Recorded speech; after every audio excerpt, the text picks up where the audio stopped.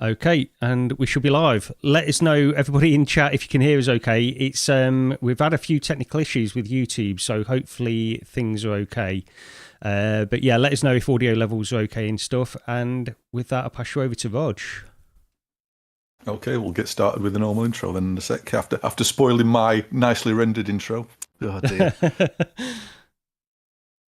Hello and welcome to Recentered, episode 42, number 42. But if you're here for the answer to life, the universe and everything, you're going to be absolutely disappointed. My name's Rog, and along with Gary and Lee, we'll be talking about what we've been up to in the space of VR for the past, is it 5 or 6 weeks now? We're a bit overdue with this one, I think, due to various reasons. But let's have a quick catch-up anyway. Lee, what have you been up to over the past month or so? Well, I've been hard in training to be the Batman. I've started the gym because I tried to play Batman and I was so unfit, and due to my various illnesses, it was causing me a lot of pain to play it. So I thought, right, that's it. So I've been beefcaking up for 6 weeks at the gym to be able to play Batman. And who knows, I may be able to play it soon. That's what I'm going to say. I've been doing that and yeah, really getting into it, really enjoying it. I've noticed quite a big difference in health, really. So pain levels are a little bit better. I'm still in pain, but you know, that's nothing new. But yeah, so gym work, getting ready to be Batman, not like in the film Batman, just to play the game in VR. But Indiana Jones, been playing that. That's just come out as well. I think you've been playing it as well, haven't you, Rog? I can't stop playing it every evening. I've been on it non-stop. This is just flat screen though. And I think it's just the atmosphere, the music, and it's very true to the Indiana Jones films. So if you're expecting a gung-ho, all-out attack game, this is not what you're going to get. This is all about the stealth. I'm surprised you've not got it, Gary, to be fair. Yeah, I've looked at it. It's getting some really good reviews and stuff. So I have been thinking I'll probably get it at some point when it's cheaper. Just if you can avoid fighting, that's the thing to do, right, Roger? If you can avoid getting away with it, because you'll be surrounded and it's game over pretty much straight away. But I mean, just pick it up, just grab some Game Pass, grab a few months of Game Pass. Yeah, I thought about that. Yeah. But yeah, I'm about 5 or 6 hours into it. Although past couple of days I've not played it because I've been back into more VR stuff recently. So same. I've not played it for a few days because we've been playing games that we've been talking about. But yeah, I've been loving Indiana Jones. And then just very briefly, quickly, Rog borrowed me the Kiwi H4 Boost and the Kiwi controller grips that it was going to bring me ages ago, but we've never had a chance to meet up. So when we met up the other week, last week, was it? I think. Yeah. He bought them then. And I must say I'm very impressed with the H4 Boost. It's really comfy. And yeah, I don't know much more to say. I prefer it over the Bobo, not the S3, it's the M3, isn't it, I think? Over that, it does feel more comfortable than that. I think maybe because of the top strap, just alleviating some of that pressure on your face. And the grips are really good. I won't say that Rog didn't use part of the grips right, but I'm not, like I said, I won't say anything about that. But yeah, they're okay. I'm getting more used to them, Rog. I think the more you use them, the more you do get used to them, and I'll definitely be not borrowing you them back. That's really what I've been up to. Yeah, I mean, I took them down there for you. You can have them, you can keep them. I won't be using them, so somebody might as well get some use out of them.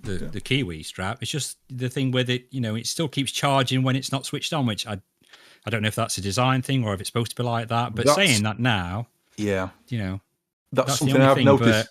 That's the only problem after using that Kiwi, the other Kiwi one, what we got sent. It's if you just left it plugged in and didn't use it for a day or two, I was finding it was discharging really quickly, and it seems as like it's trying to constantly charge the headset. Because if you just unplug, you unplug the USB cable and just leave it for a day or two, it's fine. But if you leave it plugged in, unlike the very original Kiwi head strap, you could just leave that plugged in solidly and it wouldn't discharge. So maybe it's that dual charging thing where it's charged. It can charge the battery. You can charge this, can't you, and charge the headset at the same time. So it could be that. But yeah, no, like I say, apart from that, I'm really impressed with it. I should be keeping that one on. Yeah. Spry Guy just said, is it Unreal 5 Indiana Jones, I assume there? No, it isn't. No. It's a different engine. Somebody posted the other day, there is a VR mod in the works for it.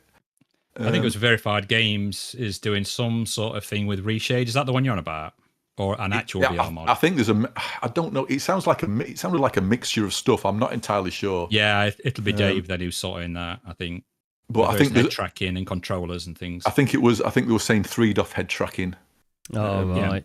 Hand controllers, and then and 3D. So yes, PD. I did watch the video. I just wanted to sit, relax on the settee with Xbox controller, play it on my TV, and the missus has been watching it, and I just wanted to chill out with it. But I probably will try it with Depth 3D. It's quite resource heavy. You do need a 3000 series and above card just to play the game normally, but it does seem to be working well on my 3060. I think it's because of the extra VRAM. And so it's running pretty nice. I'm getting over 100 frames on what I want. Doesn't it force ray tracing or something as well? It doesn't work. No, you can turn that off. Oh, can you? Can you turn it off to low? Ray tracing is what really sort of starts kicking the performance into I have to turn lower levels, shall we say? It knocks 40 frames a second off as soon as I put that on. And the more video RAM, the better as well. Definitely with that game. Yeah, that's the problem as well. So actually, my card for the win on that one. Well, you've got to say that. You've got 12 gigs, haven't you, on yours? Is that yours? Is 12 gig? Yeah. Gig of See, yours has got more VRAM. They went over the board with it big time. Yeah, my 3080, it's only got 10, which is that was low even when it came out. People were saying, "Why is it only got 10 back then?" Yeah. So Anyway, Gary, what have you been up to? Well, I've been playing a little bit more of Metro Awakening. We spoke about it last time, so I won't stay on it. And I've only played probably another couple of hours since last time, really. And I don't know about this one. I don't know if I'm going to stick with it. It's just endless dark corridors all the time. And I don't think it's a bad game by any means. I think it's pretty good, and I stand by most of what I said last time. But honestly, when I'm playing this, I'm just thinking, because it is still reminiscent of things like Arizona Sunshine 2, and I just think I'd rather play Arizona Sunshine 2. It's just a more pleasant environment, really. And it's just the endless dark corridors. You're constantly using the torch. It's always, it just feels a bit dank and miserable all the time. And I know that's the game. I'm complaining about what is essentially, that is what the game is all about. So it's probably on me a little bit, but it's just, I just don't feel compelled to play it at all. So Same. Yeah. Same. Other than that, I got sent the Globular Clusters CMP2 Comfort mod, which did you discuss this ages ago, Rog, when you got it on the podcast? I don't know if you discussed it or not, or if you got it before. Yeah. No, we have talked about it on the podcast before, because it's probably my favourite comfort mod for any headset. Yeah. And a lot of people talk about this as if it's almost like an essential mod for the PSVR 2. And just recently, using the PSVR 2 more, I've got the PS5 in my office now, so I've been playing quite a bit with it. And before, the longest I'd spent in it was probably about an hour and a half, 2 hours in one sitting with like No Man's Sky with a PSVR 2.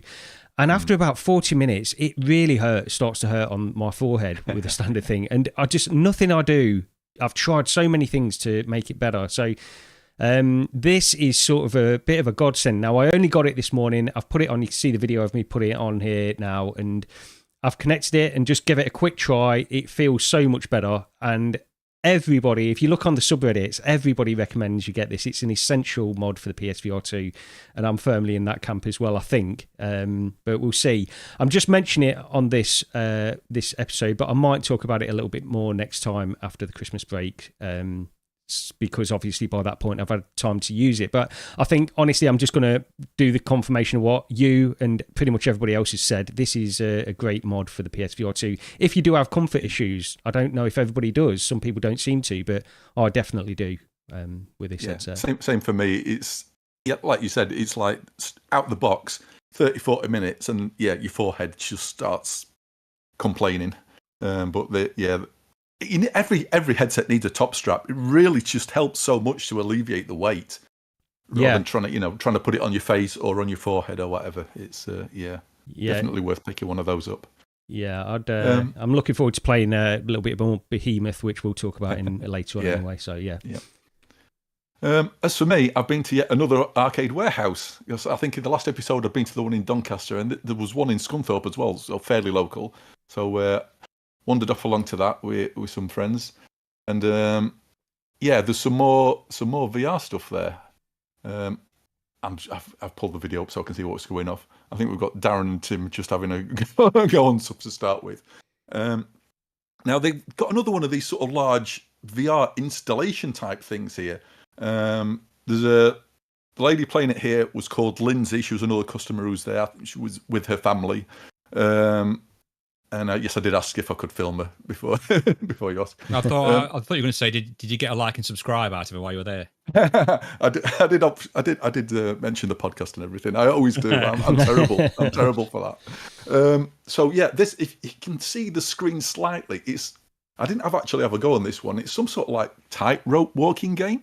So you have to, looks like you have to keep your balance. If you look, you're on like a tightrope, and it just sort of wobbles left and right. So it wasn't as impressive as that one they had in Donny, where, with the mech game thing, what I played, where it was like literally stomping up and down and spinning you around and everything.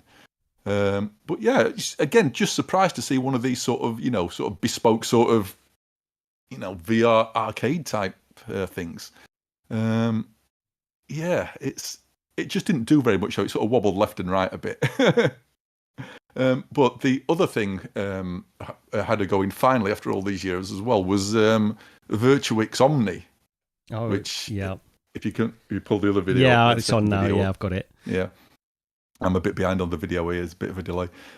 So, yeah, and having a go on that just didn't change my mind at all. So, I mean, these have been around for years now, haven't they? And this has probably seen quite some good use, I'd imagine. So it wasn't as slippy as I thought it would be at all. And it worked, and it was fine. But it definitely hasn't changed my opinion about sort of these, slide mills rather than treadmills, aren't there, as they call them? Yeah. It's just too much. It's just too much effort for too little gain. It's just, it works, but it doesn't really feel natural or anything. But it's the first time I've had a go in a Vive headset, though, I must admit. Right. I think the Vive Pros aren't they, the blue ones? Yeah, that's right. Yeah. Might be the Vive Pro 2, actually. I don't know if that's. Yeah. I don't know if the FOV on those headsets was similar or the same as the original Vives, but if they are, then good grief. The people who always used to say that the Rift and the Vive had very similar FOVs, I absolutely don't agree. No, if that's the Vive Pro 2, or I think even the Vive Pro, they've got like a narrower field of view, like vertical field of view is really narrow apparently on that. That's what. Oh, right. I was going to say that was absolutely better than a Rift. Right, okay. That's what I've heard. Anyway, I've never tried a Vive Pro 2, but I remember. And even then, I was wearing glasses in as well, so it wasn't mashed right, so there's even more space because I can't obviously put my eyeballs right up to the lenses. Oh, right. And, again, though, I was in sort of like this arcade environment, so it's, I'm trying to remember what it felt like rather than anything else. And then if you put omnidirectional treadmill, then Rog, with quadraphonic. Oh, it's certainly not Ready Player One. That's for sure. That's for sure. No. And then finally, just for the absolute embarrassment factor, if you want to load up I've just put it third on video, the one where you lean forward. Yeah. Oh, this is. I'll warn you now. This is me with my arse in the air for most. Right. Great start. So this was like, this is the guy here is Charlie, who works at the arcade warehouse there. He ran all the VR videos, VR experiences, and so he puts you on it first just to have a bit of a go to try and see if you can find your balance on the thing, which is really difficult. I found it really hard. You do get exhausted actually trying to use the thing, and then I think it was a Rift S. And basically, this was called Icarus, and it's a flying game, and it looked very much like a Unity game. And you're supposed to try and fly through. There we go. You try and fly through the rings. I don't think I actually managed to get any of them. So I ended up just flying around the landscape. And I tell you something, it's one of the most unique VR experiences I've ever had. I was thinking about this for the entire rest of the day. I just could not get it out of my head. The weird thing is, it tilts you forward, backwards, and you sort of tilts left and right. While I was in that, when I was rotating to my right, in the actual experience, I swear my body felt like it was spinning round. I could feel rotation on that thing. And it was all in my head because I came off and I thought, because I questioned it afterwards, I thought, no, it doesn't rotate. It can't. There's not even any room for it to spin round. It was just the absolute weirdest thing. The bizarre thing being, I could feel, in my head, I could feel it rotating. Whereas when I had to go on that Roto VR chair, I couldn't feel a thing on that. Yeah. So, But yeah, why is there no safety gear on that? That looks. It's the one that you're basically holding on by your toes. There's like you rest your feet on this like metal rod thing, and there's another rod above it, and you end up sort of just hanging on for dear life. This don't look health and safety. This don't. You have to sign a disclaimer before they let you on it. Yeah. Wow. But no, it felt like one of the most intense experiences I have ever had in VR. I hope there's no ass crack. Honestly, I had to cut the video at that point because it just started getting worse from then on. The embarrassing thing is, Lindsay, who was trying that other experience, she had to go in it after. I presume it was her son who had to go after I did, and then she had to go on it, and honestly, shoulders all up. Honestly, she kept it level. She got like 13 out of the 15 rings, and it's like, oh god, this is embarrassing. But yeah, so that was Arcade Warehouse in Scunthorpe. So yeah, thanks to Lindsay for letting me video the other game, and thanks for Charlie for running all the VR experiences there. Nice place to go along to. Staff really friendly, and it's now if you go along during the week, it's even better because obviously it's really quiet and you can just get on everything. But yeah, £10 for 2 hours and go on what you want, so. Yeah, it's not bad, is it? That's not really. I mean, no. I mean, if you went along to a VR arcade and had to go on some of this stuff, they'd charge you a tenner a go, wouldn't they? So you absolutely can't complain at all. But anyway, get rid of that video for goodness sake, and let's get onto something else. I've got to try and get my list up. I've lost it now. I can't remember. It's Retro Computer Museum. It is. Yes, last weekend, wasn't it? We toddled along to the Retro Computer Museum. I think it was myself. I went along with my mates Tim and Darren, then you two, and then PD came along as well. And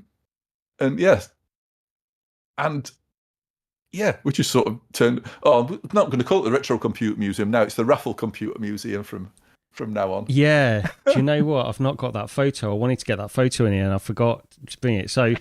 Rog is not really. Discord. Yeah, drop it in and I'll try and. I'll drop it in. Give me 2 secs. Yeah. With all these prizes, cuddling them. Not really allowed to do the raffle at this place anymore. It's absolutely ridiculous. Every year we've been, he's won at least one thing, haven't you? I don't think you've had a single year where you've not won anything. Apart from earlier this year. Yeah. Well, the one earlier this year.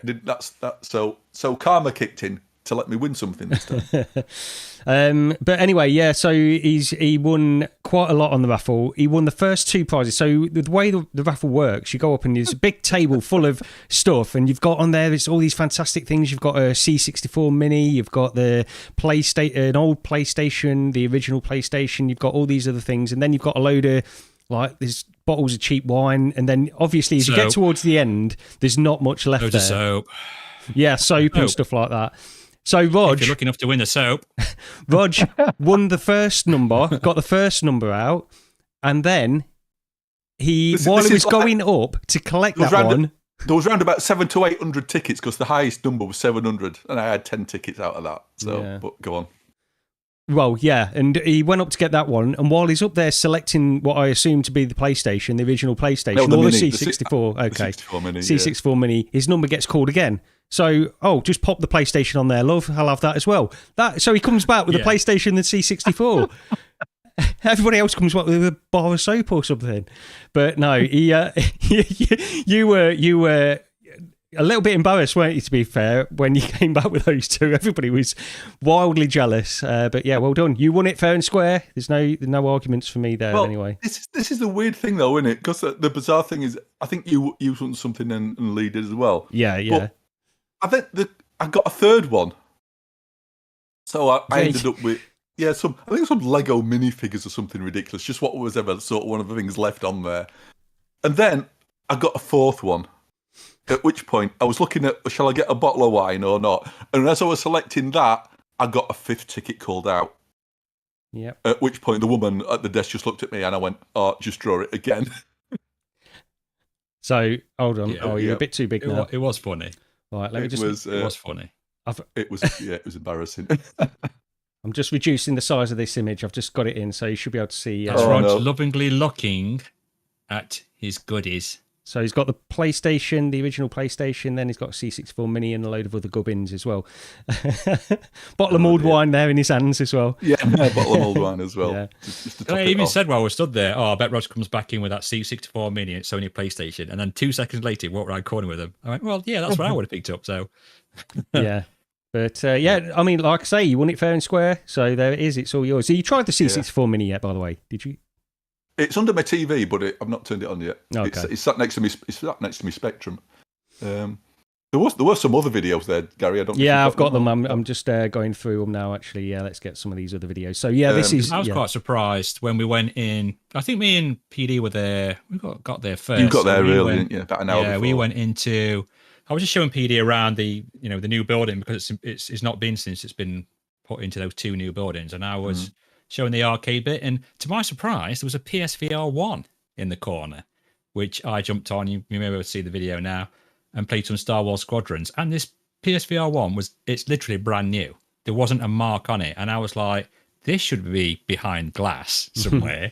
And they should just get like a really tatty one with all the leather, what's all crumbled off, and give that for folks to use. It looks like I'm slightly bald on this video, but it's just a light reflecting from the top above. It's nothing to do with my hair loss. But yeah, I quite like the PSVR 1. And I had a good time. I think you had a bit of a go in it as well, didn't you, Gary? Just because it's there, really. It's just been a long time since I've been in the original PSVR, so I thought I'd give it a try, and it stands up quite well. Actually, I was quite impressed with how good it looks still, even now. You can see Rog trying to get another like and subscribe. Is on the there was a guy there asking me a question. He'd got his young lad on the PSVR. And he came over to me. He goes, "I don't suppose you know anything about this, do you?" And then I think I bored him senseless for about 30 minutes and got a subscribe out of him. But you had to go on. You had to go on the Quest 3S as well. So what did you think of that? Yeah, I was quite impressed with that as well. Yeah, I mean, for the price, when you consider the price of that thing, it's so close to the Quest 3 anyway. I think, Rog, you were impressed about a particular thing about it anyway. I took the headset off, didn't you? And I was rather annoyed because the first thing I said was the FOV's better. Yeah. And the binocular overlap is definitely tons better than a normal Quest 3. And I don't know if that's impacted me more than maybe the FOV, but the FOV seemed more oval, whereas on the Quest 3, sort of the top left and top right seem sort of a bit narrow because of the way the screens are rotated. Yeah. And I was rather annoyed. I was absolutely I wasn't happy. Well, that's the thing. When you could, like I say, with the price of this, you just think you can easily recommend the Quest 3S to a lot of people who would just want to dabble in VR, even, especially with some of the sales that they had a few weeks ago, where you get an Amazon voucher and effectively you're paying something like £200 or something like that for one of these things, effectively. So I mean, it's just great value, and it was really good. Yeah, I mean, you could see the lower resolution of the display slightly. I did notice it; they did look slightly lower, but apart from that, there wasn't too much difference. Even the form factor felt pretty good as well, considering. So my opinion on it's totally changed. Whereas if you'd have asked me the week before, if somebody getting a Quest 3 or a Quest 3S, I'd have absolutely said, well, just get a Quest 3 if you can.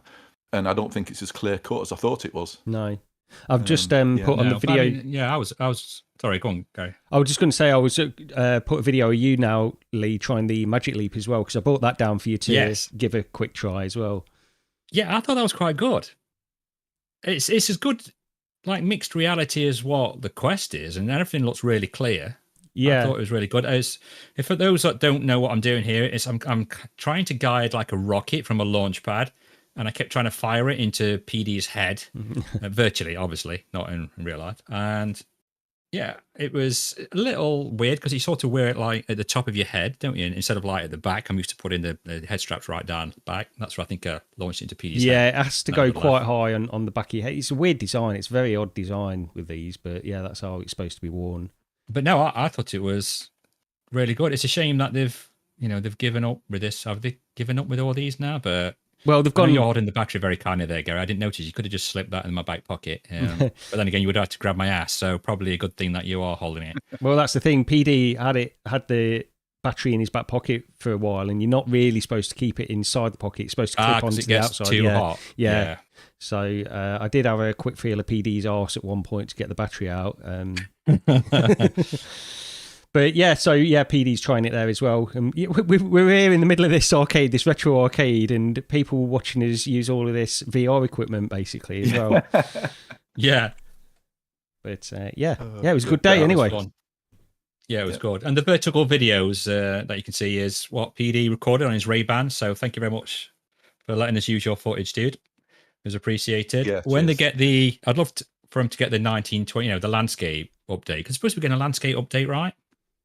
I don't know. No idea. I think for the Ray-Ban, so you can record them in full 1920 by 1080, but I think that's been a while now. So, right. But yeah, I'd like to try some of them.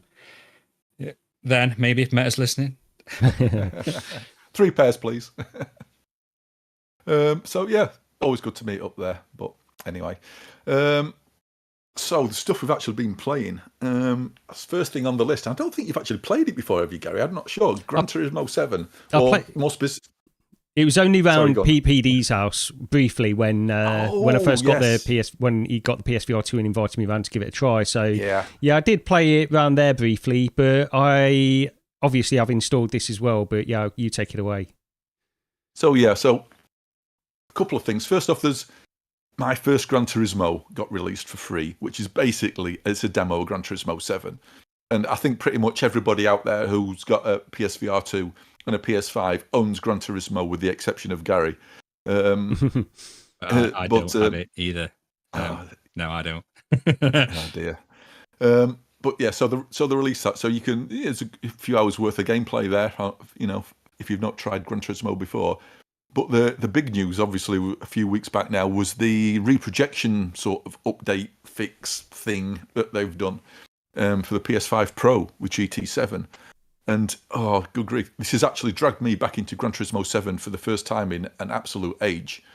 I think I've put about 12 hours into it since the patch came out.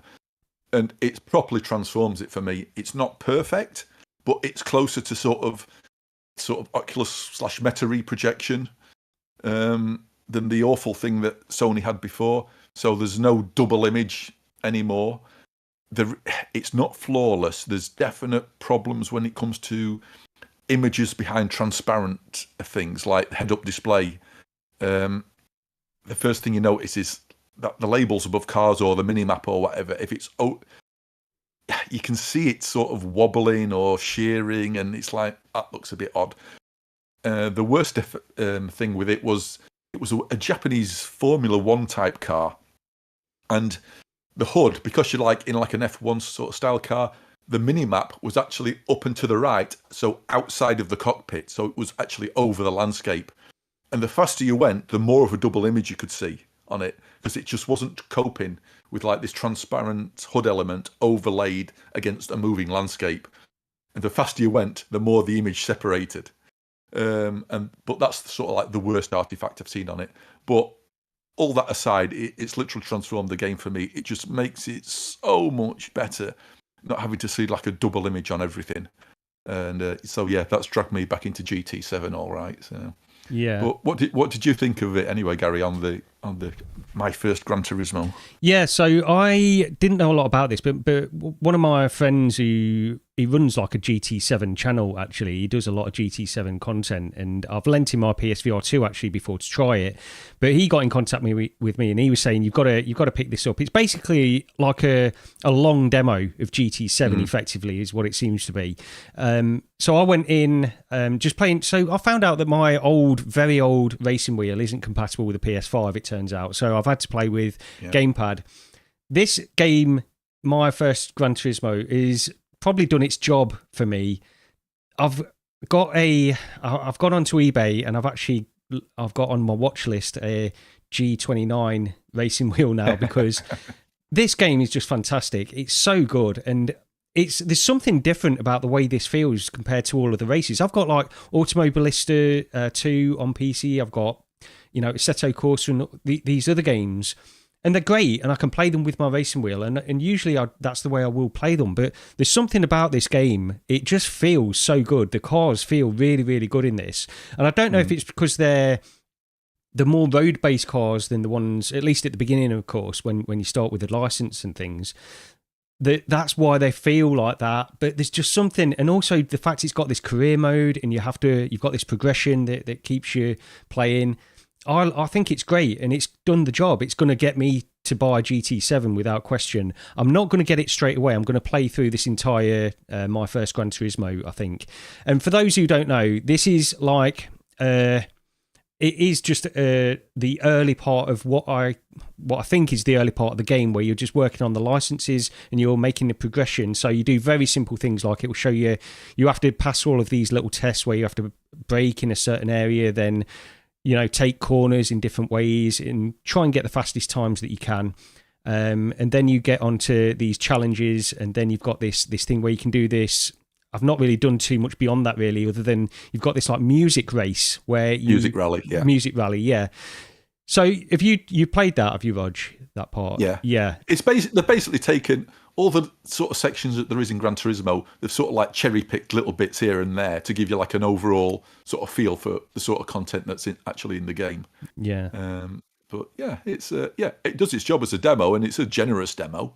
Yeah, it's definitely done its job, because there's no way I'm not picking up GT. So, in fact, the problem is it's currently on 50% off. So if I'm going to get it, I should probably get it now. That's the thing as well.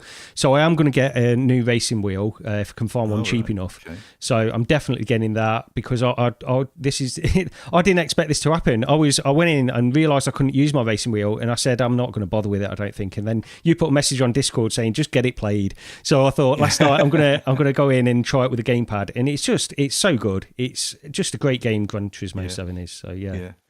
Anybody who's playing this on a PS5 Pro though, the annoying thing is, each time you load the game up, you've got to go into the settings and turn that PS5 Pro option on to get rid of the reprojection. It's like it doesn't save the option out. Yeah, that is. It's like I've gone in a couple of times, loaded it up, got into a race, and I'm thinking, I thought it looked better than this. Yeah, and then I went to the options, and no, the option's not on anymore. So yeah, you've got to turn it on every single time, which is with the Pro. Annoying, but with the Pro, Rog, is it like got a sharper image as well? No, I wouldn't say so. See, no. I was thinking, when I went in last night, I was thinking this looks quite good anyway to me. And I know it's got the reprojection. If I look to the side, you can see it. And I noticed that when I first tried it around PDs as well.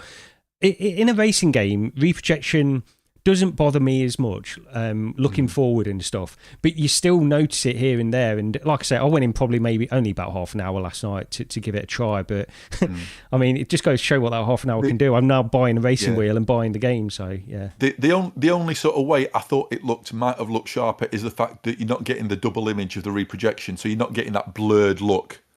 You're getting more of a single frame rather than two frames overlaid. Yeah. Sort of, what you got with the reprojection before. But I didn't think it looked any different, but I don't know. But no, yeah. Go and have a look surely if you've got a PS5, you've probably tried it by now anyway. So, on to the next one. Trombone Champ Unflattened. It says myself and Lee both played this. Have you played it, Gary? Did you? No. No. I've just not got any interest in it. I probably will do. I've got it installed because my daughter's played it quite a bit. Yeah. Right. So I wasn't expecting anything from this, I must admit. I did think it was sort of a daft idea. I've now played through the campaign there's like a campaign mode where you go along, like a curly track of songs you go along. I've played through it 4 times, not to mention the multiple repeats of various different tunes. So we were kindly given keys to all 3 versions of this. This is on PC, PSVR 2 and Quest. And I've played through it on all 3. And on PC, I think prior to launch, I played through it on the Recentered account, and I've played through it on my own account as well afterwards. I'm proper shocked. I never expected to say this, but it's one of the best music games I've played. It absolutely uses VR in a way VR should be used, in a unique and different way. And it just fits. It's like, because I know this is based on like the Flat game, which I've never actually played. I've seen sort of video clips of the original Flat game just because the people have modded it with Final Fantasy music. and you could see Sephiroth with the ridiculously long trombone, longer than his sword in the game, doing one-winged angel and that sort of stuff. It just works. When I first played it, I thought, yeah, it's good, it's all right. And I thought, yeah, the music, it all sounds a bit daft and everything. And then I realised I'm not too bad at it. From the off, I would say I'm pretty decent at it, in all honesty. And that got the competitive side of me sort of going a bit. And so I've absolutely hammered this on all three. More on PSVR 2 than any of the other platforms, I think. I would say Quest is... There's no best way to play it, although I think Quest is just nice for the pick up and play factor. Because it's just pick up, play it for 5 minutes, put it down, and that's the easiest headset to do it on. But regardless of the headset, it's pretty much identical on all three. There's a little bit of fixed foveated rendering you can spot in the Quest version. But in all honesty, there's very little between the three versions. They've just started dropping some Christmas DLC as well that you can play. So, yeah, it just works for me. And I'm just totally shocked that I like it as much as I do. And there's been three sort of music games this year for me now. So there's been Maestro, which I really liked. There's the Spin Rhythm XD, which I really enjoyed as well, and then this one as well. So it's been a VR rhythm game year for me, I think, this year.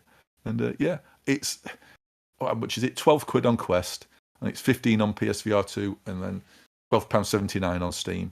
And it's worth it on any of those platforms. I never expected to say that. And it's a fun game. And if you're the sort of person who wants to go for the high scores and to even just bettering your own high scores, yeah, pick it up. It is genuinely good. Lee, I don't think you're as impressed as I was. Yeah, I hated it. I thought it sucked. I don't know if it's just me, though, because I used to play the trombone as a kid. Just the noise, because it just doesn't sound right. I know it's supposed to be a silly little fun game, but it's probably something I wouldn't play flat screen. And I'm not knocking the VR version. I think it's very well done. But my brain can't compute. As you can see on the video, the notes go up and down. But what you're supposed to do is you're supposed to put your right controller, or left, if you're left-handed, the other hand, forwards and backwards, right, to make it go up and down as such. And I found myself after 20 seconds moving my hand up and down like an idiot. And and I couldn't train my brain to do that. And there's no way I'd be able to do what this video is. Is this your video, Rog? Yeah. Yeah, there's no way I'm about to do this. So I just found it sounded bad because I couldn't get it right, and I got bored very quickly. Perhaps it's just me. I think I'm the only person that I've seen who said they weren't keen on it. But yeah, that's all I can say. I did prefer Maestro. I did play that. I do play a lot of Synth Riders. I'm not a Beat Saber guy, but I prefer those over this. And like Roger said, it's a good bit of fun if you can get your brain trained to work right. But other than that, it's not for me. Yeah, when you first start playing it, it is hard not to physically move your hand up and down instead of forwards and backwards. It is a struggle to get over that. The one thing they have done though, in the recent patch, they've added a mixed reality mode, which is really good. Yeah. I don't normally play games in mixed reality, and there's no real reason to play this in mixed reality, but I actually prefer it in mixed reality for some reason, because you can see your room, and then you can see this non-existent trombone in front of you as well, but you've got the advantage of being able to see where your hand is. Your real hand. Yeah, maybe that'll help. And that solidifies the movement in your head a lot more than playing in a full virtual environment. So that's a better way. Playing it in mixed reality might be a better way of getting used to the movement of the trombone, as opposed to playing it in full VR to start with. But yeah, absolutely. Yeah, it's just I love it. I think it's really, really good. It's priced really well, and it's a total thumbs up from me. So yeah, absolutely. Not from me. Not from you, but yeah, thumbs up from me. But the VR conversion is fantastic. Yeah, one thing I'll say is that it does seem to be really well received in general anyway, and that can only be a good thing, because this is the first flat VR game, so I want it to do well. I'm just a little bit more excited for some of the other stuff they've got planned for us, really, and hopefully the fact that this is doing well and it's got, gets decent sales, and now they can show more developers, this is the kind of sales increase you can expect from VR versions. Let us do the port. It's good news all around. It's just not my kind of game. I've got no interest in this particular one, that's all. Yeah. No. Absolute thumbs up from me, though. Go and get it. And yes, morning, afternoon, Jindal. Yes, you have made it in time. We're still going, and we're not even halfway through, I don't think, yet. No. No. So, next up, Halo VR mod. This is another sort of surprise. Did this sort of come out of nowhere? I don't think anybody was expecting it. What were they? Yeah. Gary, what did you think of this one? I don't know if you tried it first. I think it's great as a VR mod. I've got to say that I was not expecting it to be as flawless as it really is. Now, there's a few steps that you've got to take to install the mod. The mod itself is pretty easy to install, but then there's these other additions which they say are optional that you can do to make the experience better. But honestly, I think they're probably a bit more essential because some of the you've got the characters which run at 30 frames per second in VR. Off the bat once you've installed this mod, and then you can sort of unlock their frame rate by adding in this extra mod and making a few adjustments and stuff. And it's not difficult. None of it is difficult. If you follow the instructions on the GitHub page, then you will get through it. I made a bit of a mistake because I didn't follow the instructions at the very end where I got some errors on the text and stuff, but it is all there. It is all there on the GitHub page, so just follow those instructions and you'll be well away. But the integration of VR, I mean, I am shocked at how well this, what is it, like 22, 23-year-old game, whatever it is, plays in VR. It's full 6 degrees of freedom, full 6 degrees of freedom weapons. The VR mechanics integration in this mod are great. For example, you've got like a light on your helmet that you press your trigger next to your head like you do in a lot of VR games, and then your torch will come on.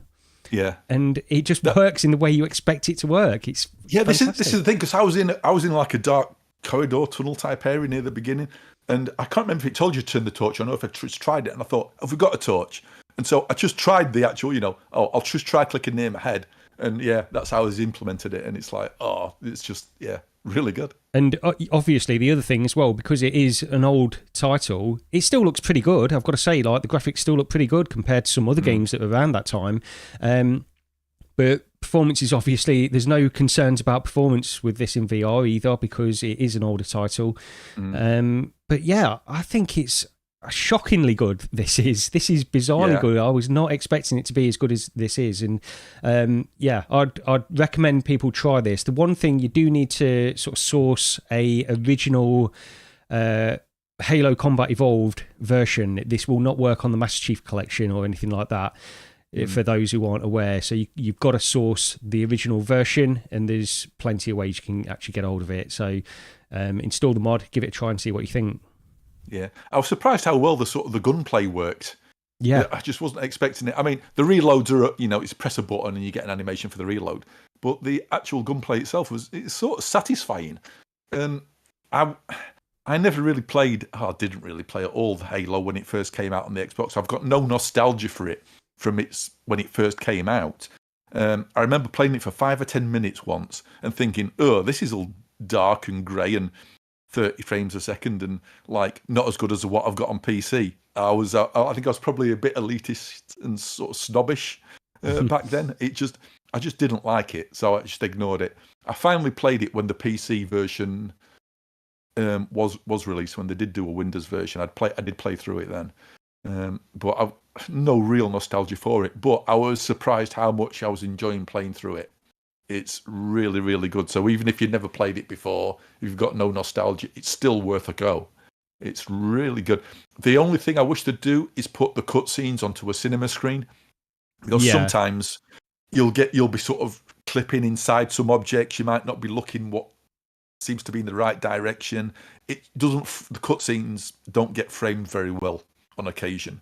So I wish there was an option to sort of display the cutscenes on a 2D screen. Yeah, I should have said, actually, because while the actual gameplay when you're playing the game, the VR implementation is fantastic. You're right, the cutscenes and certain other things that happen when they're going on are not perfect. But I honestly quickly forgot about all of that stuff. But But like Gary says, make sure you follow the instructions to the letter. And it's the Chimera mod. They say it's optional, but no, it's essential. Because if you don't, all the characters, like say, they run at 30 frames a second and it just looks ugly. Where the Chimera mod sorts that out. So definitely I had no issues sorting all the mods out. It all ran fine for me. And it's not like me to read instructions proper, but I got it running fine. The only issue I had was trying to get out the pod at the beginning which if people aren't aware who are going to try this, it tells you to look around. But even when you look, I was looking around my head thinking, well, why can't I get out? You have to wiggle the mouse on your PC, and then you'll get up and get out. Now, I didn't know that, but luckily I went on the Flat to VR Discord and had a quick check on them, and someone put it on there that you had to do that. That was the only little thing. I don't know if it's updated now where you don't have to do that. I don't know, but that was the only thing that there have been several there's been several updates since it came out. So it could be fixed now for all I know, because I've not played it since then. It is being actively worked on, but the link is in the description because I made to pop it down there before we came on. So go and grab that and check it out. It's really worth your time. Yeah. It works so well. I was quite surprised. I mean, you can smack them with the weapons as well. I didn't realise that. Yeah. So it's good. Yeah, definitely. Yep. Give it a shot. So Lee, this next one is yours. Home sports on the Quest. Okay, we'll go back to the other one you missed, Rog. Don't worry about it. Oh no! Oh, go on. Sorry, do that first. Do home sports first. Now I've mentioned it. Yeah. We'll go back to the other one. It was actually PD who got me access to this because we're supposed to be playing it, but we've not had a chance yet. So I jumped on very quickly with Game on Scorpio and gave it a go. It's a mixed reality game where you've got, I think it's golf, badminton, pickleball, hockey, and bowling. I think that's the ones you can have. And you can either play a single player campaign or you can play multiplayer with up to 4 people. And it sort of puts a giant window in your house. Now, I had to make it the smallest window possible. You probably see on this video that all these people live in these beautiful buildings, absolutely 400-foot living rooms and things like that. But I had to make it the smallest room I could. So I did struggle a little bit trying to play some of the racket games, as I couldn't move around so much. Otherwise, I would have been flying into my desk and things like that. But the bowling and the physics of it work really well. You really have to smack it hard with a pickleball.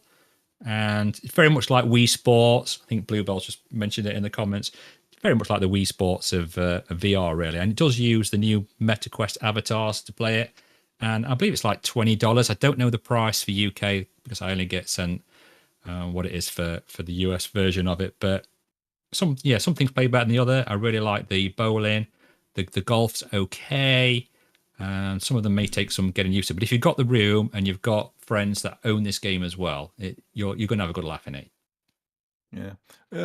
It's probably one of those I won't bother with. I think we talked about this on the Discord, didn't we? About the sort of the space you need to start with, because isn't the minimum area 2 by 2 meters or something? I think it is. Well, when it first starts off, it gives you a massive area, and I'm like, I can't even fit this in my house. Never mind my living room. So there was like 3 sizes, and I could make it the smallest size. And then if you hold both the grip buttons, you can sort of rotate it. So you can set it up to pretty much exactly where you want it. But then what you've got to take into account is it's sort of like looking through a door into virtual reality, and then you've got to have room behind you as well and around you to be able to get to your space for the like racket games and things. Yeah, I think the problem I've got is 2 by 2 meters is my maximum area I've got. I mean, I've got more space sort of because around that, then I've got space over the sofas and stuff where I can swing my arms around and everything. But when a game has got that as a minimum sort of size, I'm sort of thinking they've not designed it as an optimal way to play. They want you to have a large space, don't they? Yes. Well, you can see from the video the type of thing that Meta's put out, that they believe what houses we've got. I don't know. Definitely not the UK ones. No, that's the thing. It's all these Americans just have bigger houses, don't they? They just have bigger areas to play this kind of stuff. I think that's just how it is. We have a tiny little island and we've got no space. Yeah, that's definitely the stereotype anyway. They've all got big mansions over there, aren't they? Yeah, I see. It's like true. Kardashian. Yeah. But no, I mean, I had fun in it with Game on Scorpio. I put a short little video out. The problem with mixed reality is I don't want to show off my house, and Mrs. Day doesn't want any of the things showing on YouTube and stuff like that. So I had to cut a lot of it out. So you don't really see much mixed reality as such. I think you might see my Christmas tree in the corner or something, but yeah, if I had a lovely, nice big area light on the video, then I wouldn't mind showing that out. But anyway, $20 on the Meta Store. Buy Resolution Games if you want a multiplayer sports game. Go and have a look. So yes, there was one in between there, and it's simply called Arcade.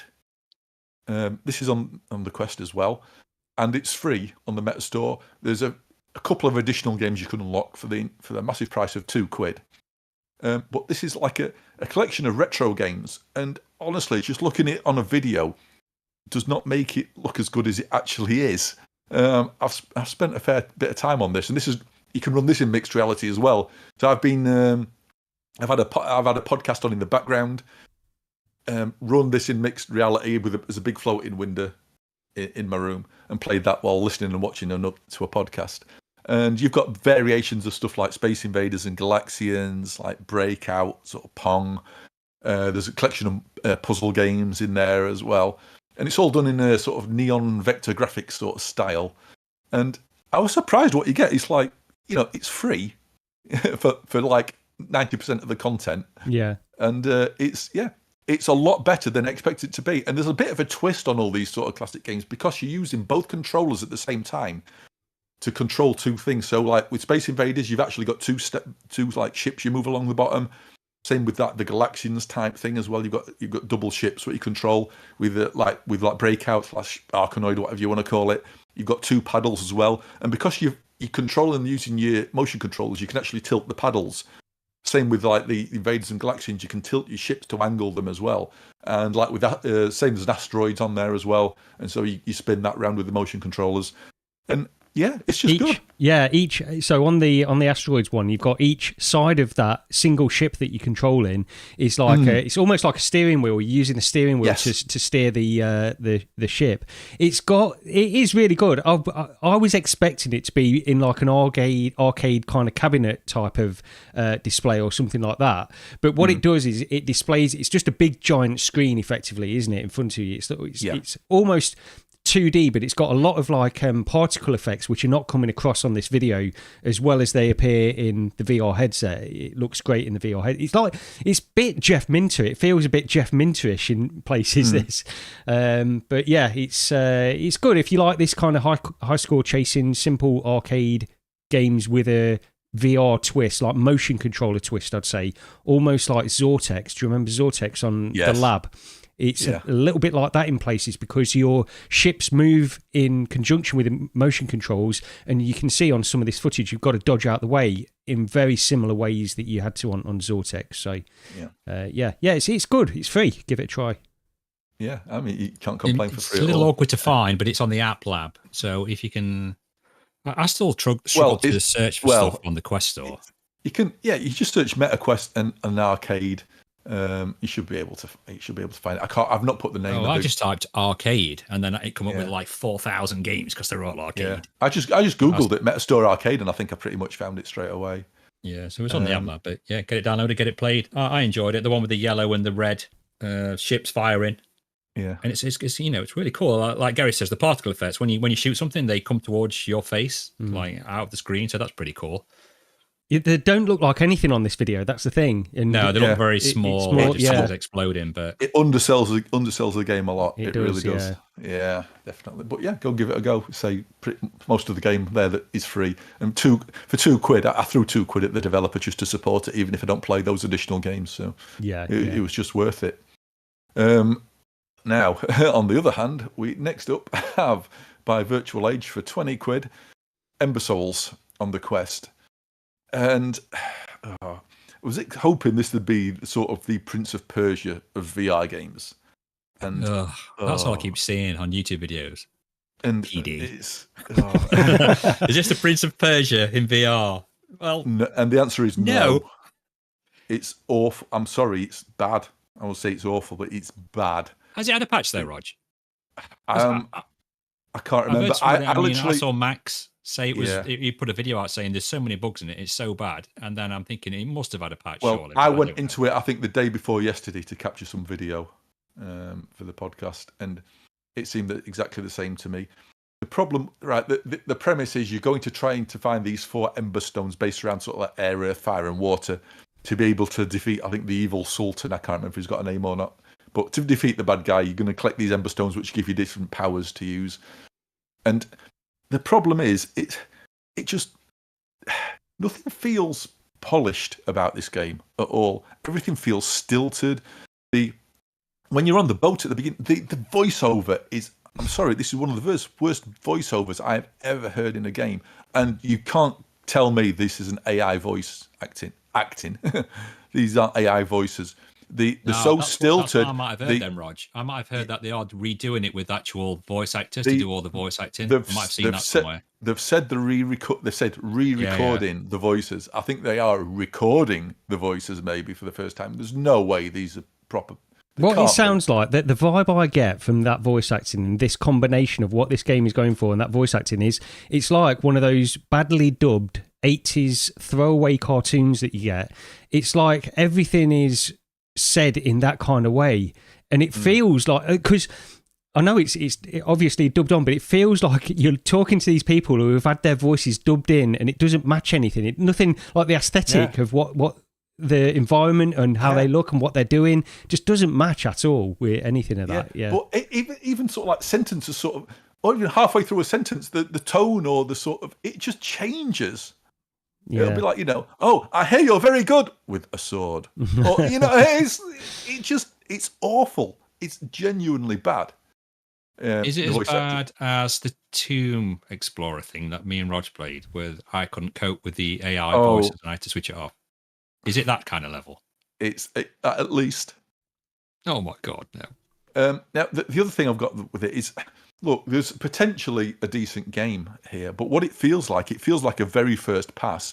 Yeah. There's no subtlety about anything. It doesn't feel like there's any care and attention and detail given to things. There's like this bird, it's like a falcon or whatever it is, what sits there and is your guide. And he talks to you and tells you what's going on.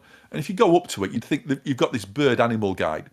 You'd have expected him to put some effort into the animation on this thing. Because the first thing you're going to do is go over to him and see if you can interact with it in it. And you're going to examine it closely. And it sort of does this very stilted 2 keyframe rocking backwards and forwards motion. Yeah. I could animate it better. I literally have no training and I could have animated that bird better. Yeah. And I'm not even taking the piss. Well, while we're on animations, that is one of the things that stood out to me as well. It's when you're talking to this woman who you rescue towards the beginning of the game. This is not really spoilers. So the animation where she'll sort of be in a combat pose, then she'll be upright immediately talking to you.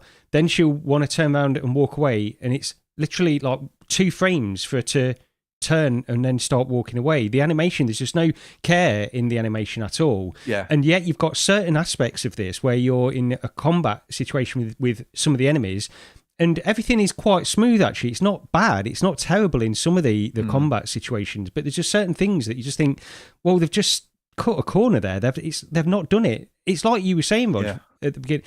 There's no care been taken in any of this. It's like what I was thinking of. This is like Assassin's Creed Nexus if they'd stopped developing it after about a month of work. That's what it feels like, because there's some stuff here that makes sense and it's like they're doing certain things there in the right way, and yet everything has got a corner cut somewhere where it just doesn't quite pull off the effect that they're going for. Yeah. And I agree. I think there is probably a good game somewhere here, but there's no way. I think it just needs another year of development and fine-tuning and stuff.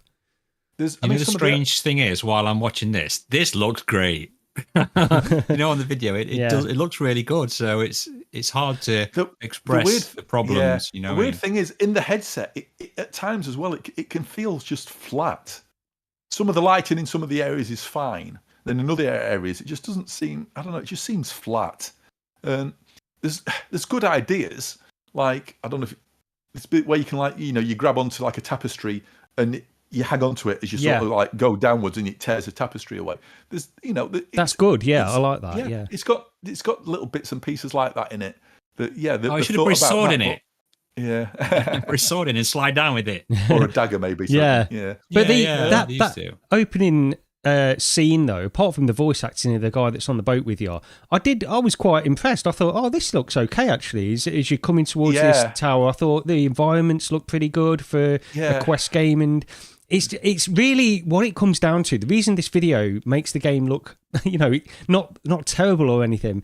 And I don't think it's terrible. I just think that it's not got any it's not been refined enough. It's like they've not got into the detail, the nitty-gritty, the detail of what makes a game just feel like a really... Because in 2016, this game could have come out in 2016 like this, and it would have been great. People would have said, this is fantastic. But at this point, things just have more polish, and they feel differently now. how it feels to me anyway. Yeah, Michelle, they're saying the combat looks awful, and it's not great. It feels like that, combat from 2016, doesn't it? There's no proper physicality. It's just it feels like this. I mean, we'll have to get onto that when we get to Behemoth, but melee combat is just a hard thing to do. It is. It is.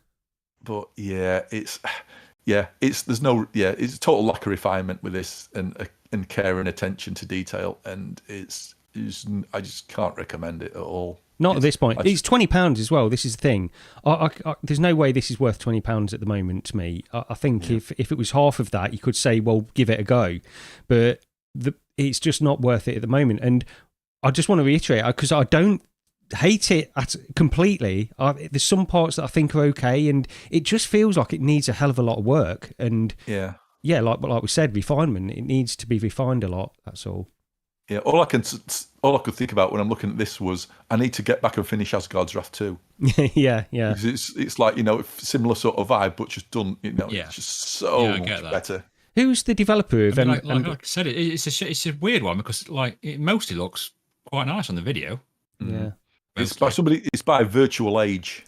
I don't know if they've done anything else. They did something else, but I can't remember what it was.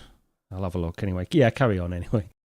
So, well, I don't know if there's anything else to say about it other than, next. I won't be going back to it. I don't think anything can save it for me at this point now. They did, they did Guardians Frontline as well. Really? A game called Gladius. Okay. I don't know if I like that. Gladius. I played Guardians Frontier on PC VR, and it's very similar to a game that me and Roger are going to talk about soon. I quite like that. I heard some. I didn't play it, but I heard some good things about Guardians. Yeah. Ember Souls. Yeah, I'd give it a miss. On the flip side, Starship Troopers. Now, this was a surprise. I wasn't expecting anything from this really, and I really like it. Now, one thing I will say is it's a bit difficult, isn't it, Lee? We jumped in earlier on. Just a bit. So I feel like I've actually been on one of these planets fighting these bugs. I am knackered. So I played through. Well, I played some single player past couple of days, and I was doing okay. And then we jumped in earlier on in 2-player mode, and it ramps the difficulty up. Obviously, when there's two of you on the same missions, and what happened, Leah? We started a mission, didn't we? We walked around the corner, and then I died instantly. Roger got blitzed in like 30 seconds, and then that was it. And the thing with this game is, when your character dies, you have to pick a different character because he's dead now. Like the films. And Roger's on about difficulty very quickly. It doesn't ramp it up like, say, 30-40%. It ramps it up around about 8,000%. It's that hard. You've got to have eyes everywhere. You've got to be turning around super quick. You've got to keep each other's backs. I actually quite enjoyed it like that, to be honest. Yeah. But man, is it hard. So we ditched that and went back to the very first mission, didn't we? Yeah. And so we did that. We played through the first mission in co-op, and we did get through that. But damn, it's definitely ramps the difficulty up when there's two of you. And the thing with it, when I first saw some video of this, I thought there's not many bugs about. It's not very Starship Troopers. When you're playing the game, you forget about it, and when you're playing it in co-op, you definitely forget about it. There's loads. It's good. There's loads of bugs in it. Yeah. I really liked it. It's something that it's probably the first thing I'd say, Rod, let's jump and play this. I mean, this is on the video now, this is the end of the first level, right? With the giant like bug kind of appears. Rog gets slamming me because you have to shoot a rocket launcher at it. And Rog gets slamming me because I just kept missing it. And I'm like, dude, I've got it in the sights. I'm not missing it. So this is just my single player footage we've got here, but we played it multiplayer earlier, and even the sort of the toughness of the main bug seemed to be ramped up. It took us a good while to take that thing down, take down the big one. Easy, but it's just decent now. It was a surprise, and it's a pleasant surprise, and I like pleasant surprises. Yeah, I don't hear many people talking about this. It's one of the best co-op games I played this year. The trailer first came out, didn't it? And everybody slammed it, and I think we probably did as well. Well, I definitely did. XR Games. And then a few people covered it and went, "Oh, it's pretty good," and then that was it. And then we did get a key for it. I did reach out and got a key, and I'm proper surprised. It's very good. It's good. It's a good laugh co-op. You've got to be on your game though, because good grief, the flying ones can nuke you in a second. I mean, I'd be like, get Gary in to play it, but I don't want to. If it ramps it up that much for 2 players, how much is it going to bang it up for 3? I don't think I'll be able to cope. I think. Well, I did briefly go into this last night. I wasn't gonna comment because I've barely played any of it really. I went into the first mission. I did obviously the tutorial section, then went into the first mission and did that. But I can't say I was that impressed, but maybe it's the co-op side that I need to do because it just didn't do. Right, if anybody wants a video of me, Gary, and Rog playing this on the channel, comment now, right, and then we'll have to do it. I think I don't know. Maybe the guns didn't feel that great to me in something. I don't know. No, it worked for me. It was just the right. It was just the right level of there's no, it's not over complex, but the good thing it does is if you don't like manual reloads, you can point the gun at the ground, you press the A button, and it takes a few seconds, and it reloads your gun. Or you sort of keep your gun levelish. You press the button, it ejects the magazine. You grab a magazine from the floating pouch in front of you, slam it in, cock the gun, and then you're good to go again. So you've got a manual reload option, but if you do the manual reload option, you also get a damage boost. Yeah, that's a good idea. That is, yeah. They've done it in a good way, and the guns felt fine to me. I mean, it is arcadey-ish, but it was. I think the guns for me are exactly the right level, where interactivity versus being too simple or too complex. It's just at the right level. It got it right for me. And so I really like it. Yeah, the only slight gripe I do have is maybe it seems to be left-handed for made for people with left hand. I swapped my weapon, the main weapon. You're supposed to reach it from your left hand over your right shoulder, and then you reload with your right hand, don't you, Rush? Because the reload thing's on the right hand side. But I can't do that. I have to play right hand over left shoulder. So you can swap the gun round. Unfortunately, it's still on the right hand side. So when you do reload, you pop the cartridge. You can probably see on the video. You might be able to see unless it's cut out, but you pop the cartridge back in, and you have to sort of flip your gun a little bit and then do it that side. But Roger says that's what it's like normally. So I think for a lot of guns that actually works, isn't it? Because the shell gets ejected away from you. Whereas you get used to it quickly. I just find it a little fiddly to start off with. I thought, I'd prefer that on the left-hand side, and then it would be easy for me to do. One of the other guns I did really like. No, sorry, Ross, go on. I'll tell you what I liked in a minute. I was going to say, one of the other guns I got when I picked a different trooper, he had a different gun, and that had the slide to sort of to cock the gun to reload it was actually on both sides of the weapon.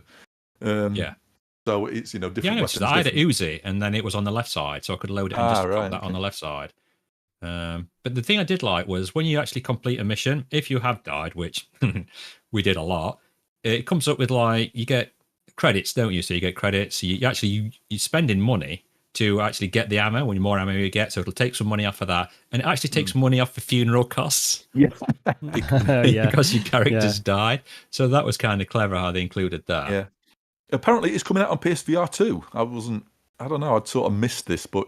I thought it was already out, but after looking, it says coming soon, don't it? I'd like to see it on that because I would like to see a bit of a graphical boost. It doesn't look. I mean, it doesn't look fantastic. Let's be honest. No, it don't. But I will say, some of the the environments and stuff, I don't think they're not terrible. I think they look okay actually. Fine. Really, yeah, fine. Because it has got that slightly. I don't know if cel shaded is the right term, but on the rocks and things like that, cartoony, slightly cartoony type of look to them. But I don't think it. But when you're in the middle of a fight, you suddenly turn around. There's one of them bugs right next to you. What's sneaked up on you, and it's like you. Man, it scared me. Yeah, I know. Several times. I turned around and it was on its back legs, where it's going to attack me. I was I squealed, and it made me. I said, "Dude, this is proper terrifying me playing this game." But no, I was surprised. Again, there's another pleasant surprise sort of game. XR Games, £15. Yeah, I definitely I like it. If you want a game to play multiplayer, it took us a while to get into the multiplayer. It seemed a bit fiddly. Iffy. I don't know if you got to go through the first mission or at least attempt to play the first mission by yourself, because you hadn't the first time we tried to connect. No, and we couldn't connect, could we? And then afterwards, after you'd been into the first mission by yourself and came back out, it was fine. All I did was go into the first mission, then quit it, and then we tried it today, and then eventually it came up where we were both got into the courtyard where you are to play it. But I'd definitely recommend this. Just be wary. It is I mean, to see Rog get squished within 10 seconds. And it was like these flying bugs in the sky. When you're playing the game, try and take those out as quick as you can, because it's those ones, they've got 100% accuracy. And as soon as they hit you, that's it. You're dead. Yeah. But Starship Troopers, again, another game I actually like. Shocking. And for the next one, well, it's the third out of the 4 big games of this year, isn't it? We've had Batman, we've had Metro, Aliens is coming up, but this time we got Behemoth. Gary, do you want to take that away? Because I need to step away from the microphone for a second. Yeah, go ahead. Yeah, so Behemoth, this has probably been one of the main things that people have been talking about in the VR community for the past week or so anyway.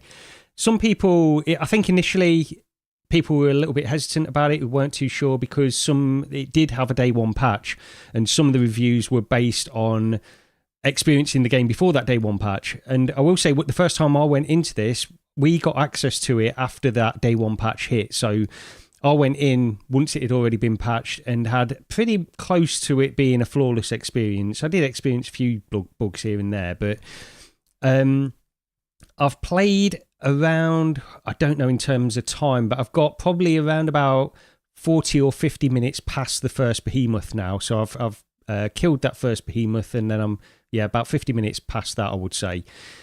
And I really like this game. I think it's great. I'm playing on PSVR 2. I did try it on the PC as well, briefly. And also, when we were at the Retro Computer Museum, Lee and PD both bought their Quests for me to try it on Quest as well. Graphically, I was quite impressed on the Quest. I only went in for 5 minutes or so just to have a look around, and it looked pretty good. The PSVR 2 version runs at a solid 90 frames per second. No reprojection, looks really good in the headset. And the PC version looks great as well. I just get a better consistency on the PSVR 2. You do get a little bit of stutter, at least I do on the PC version of this game. No matter what settings I use, it runs generally okay at 90 frames per second all the time, but then you get what I suspect is this thing that Digital Foundry talk about all the time, the shader compilation issues, where you get this stutter where there's a new asset or a new shader that's being compiled in the background by the CPU when you do something, and it just adds a little bit of stuttering every now and again. The PSVR 2 version on PS5 doesn't have that because it compiles shaders differently, apparently, so that's why you don't get it on there. And even if you look at the side-by-side, PD did a video where you look at the PC version, the Quest version, and the PSVR 2 version, on the same part where you're breaking these sort of wooden barriers with your sword, the Quest version doesn't stutter, the PSVR 2 version doesn't stutter, and then you'll see a stutter on the PC version when he breaks these for the first time. Subsequent ones, they won't have this stutter, but the first one does. And it's just, it's an inherent problem with games that are built in Unreal Engine 5 by all accounts, according to Digital Foundry anyway. So that's the reason. That's a long-winded reason of me saying that I'm playing this on PSVR 2, and I think it's fantastic. I think that probably is the best way to play it, all things considered, for me. It looks great in the headset, really smooth frame rate, and but onto the game itself, I'm having a great time. I think the one thing we could probably start on, Rog and Lee, if you want to get into the combat on this, because that's been probably the thing that people either love or hate or fall somewhere in the middle on this game. But yeah. Well, yeah, I think with the combat, I was struggling initially. I didn't really know I didn't know whether I was supposed to be just blocking it, or I swore I read somewhere before that you were supposed to swing towards the incoming attack. And that's just wrong. Yeah, there's two things on that. So it's supposed to have a block where you can just put your sword in the way, and then you have this parry where if you swing against the attack, you're supposed to stagger them slightly. Now, what they've done in the patch that hit yesterday or the day before, I think it was, that's corrected that now. So you should be able to, and yesterday when I went in, you can actually do those two different things now. I thought when I was playing it last night, I thought, I'm getting better at the combat now, but I think it was possibly the fault, because of the patch. Because I was definitely not taking as much damage as I was before then. The other thing is the stamina as well, which was a pretty big frustration in the combat. Swinging your sword, your stamina is constantly going down so much, and I think they've refined that a little bit as well to make that a little bit easier. But the first thing the first time I loaded it up, visually, it initially impressed me more than say Batman or Metro did. And I don't know, it was just like this looks good, and it does look good in PSVR 2 as well. It's one of the better looking games, I think, from a resolution point of view. I wouldn't complain about the res at all. And I started playing it, and pretty early on, I think I mentioned it to you, Gary, there's about that tower. I think you missed it. We were talking about it when you first get your grappling hook. And I got into it's like, I call it a puzzle tower for the want of a better description. I died on that. Yeah. I died on that. I'll admit it. I died trying to do that grapple thing. I fell off and it killed me. So, yeah. And I think at that point, we were like, I like this. Because it felt a bit Skyrim-y, a bit puzzly, a bit exploration-y. And it is a very sort of linear, isn't it? It gives you a few little pathways here and there through the game, but they always sort of seem to loop back round onto the cells. But yeah, I'm absolutely, I am enjoying it. I think more so with the patch because, as I say, I think the combat suddenly felt better. I agree. I noticed that especially yesterday when I went in. I think the combat does, and blocking, and it actually blocking the sword rather than it just going through and still getting it makes more sense, and it works now. The other thing on the patch was the black blood. I honestly didn't even notice this that much, but people have been complaining about the black blood on the PSVR 2 version. That's been rectified now. I'm not noticing huge amounts of blood anyway in this game, really. I don't know. I think people were complaining because on the trailers it was showing all of this gore and stuff, and I don't know if that's really actually made it into the game or not. But there were plenty of blood in Starship Troopers. Generally, my dead body for the bloody flying thing. Roger's flat. It just splattered Roger's body. It was like a red blotch, weren't they, on the ground? I went, Roger, can you see this as well? They were like, yeah. I said, that's you. That's your dead body. But yeah, no, it's a good game. If you like the sort of say it is linear, but you still get that sort of sense of exploration. And the first time you get to Behemoth, it was like I was a bit confused as to what was going off, because you've got the voice what tells you what to do initially, and then it doesn't. It tells you what to do for the first couple of things, and then it leaves you to it. And I was a bit confused to start with, and then I got stomped on. Yeah. And that's the other thing as well. Sometimes you can run into that fight, and it'll turn around, and you just you'll just take instant damage because it'll just turn around. It'll whack you with a foot, and then that big ball and chain thing will come around, and it's like, so I struggled a bit, so I left it, and then I went back the following day, and I think even when I recorded this one, I didn't really have any problems doing it. So it felt a bit random whether I was stood in the right place not to take any damage or not. The battle, I mean, obviously the visuals on that, I think it does look great. The first time you're in a battle with that, people have mentioned this before with this, that where I've not really seen this kind of thing that I can remember in VR, done in this way at least. But that boss battle, did you feel a lot of the game? I feel like it's fine. The walking speed is fine. You've got a run and you've got a little dash thing as well, and that's okay. And in an enclosed environment, it makes sense. And in a lot of games, you've got slow movement, but a lot of those games, you're sort of enclosed in these corridors, Half-Life Alyx or Metro even. You've got quite slow movement, but you're in corridors and it's fine. It makes sense. In this, I felt like at times in this boss battle, I'm walking through treacle trying to get away or dash, and there's a cooldown on the dash as well where his foot's coming down and you just can't get away from it quick enough. And you just think, if I was in that situation, I'd be going hell for leather. And my guy just seems to be casually strolling around this thing. So it does feel like that dash doesn't give you enough movement. You get like there's a slight second or half a second of invulnerability when you do the dash. Yeah. I think. Yeah. And so that's what you've got to time it for. But yeah, I wish you'd sort of move a bit further. Yeah. And that's the other thing as well. It's like there where you stab it in the leg, you get sort of thrown off the body, and then you take damage. And I don't think there doesn't seem to be any way of avoiding taking some damage. There's not. I don't think there is. It's I mean, I've only done this one Behemoth myself, and I know that from hearing what others have said, it gets more impressive as you go along. I think this one was okay anyway. I don't think it was a bad fight. Visually, it looks great. It's quite simple to do, and it does follow those patterns. It seems that these boss battles are sort of very traditional boss battles where you've got these animations. He's trying to lumber himself into a certain position. Yeah. And you can follow, he's got these set animations once he's in position. So once you know those, it took me probably about I don't know, 5 attempts maybe before I killed him. But I reckon I could go in now and kill him first time, because once you know it, you know it. I think that's what it comes down to. But yeah, I enjoyed it. I thought it was a good battle, and I enjoy the rest of the game as well. I know some people have been complaining that they wanted more of these big giant battles, and I suppose I do too, but I don't think it's the end of the world. No. Do you know what? One thought I actually had was, tell you what, make another game like this, strip out the behemoths and make it a bit more dark. I'm not a Dark Souls fan, but it felt Dark Soulsy at points, especially there's that guy who turns up, the sort of the guy in the big suit of armor.